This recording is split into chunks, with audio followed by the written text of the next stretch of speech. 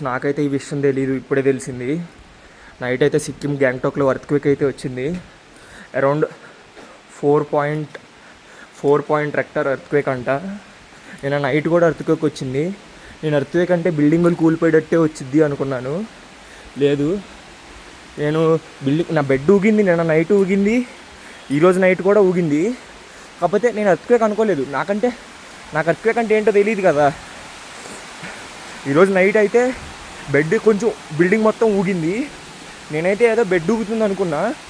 కిందకు వచ్చి ఆంటీతో మాట్లాడుతుంటే ఆంటీ అంది, పర్లేదు కదా పైన ఏమి అని అడిగింది. ఏమైంది ఆంటీ, బెడ్ ఊగిందా అని అడిగారు.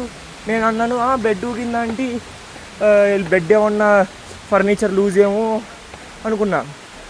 ఎర్త్క్వేక్ వచ్చింది కదా అంది.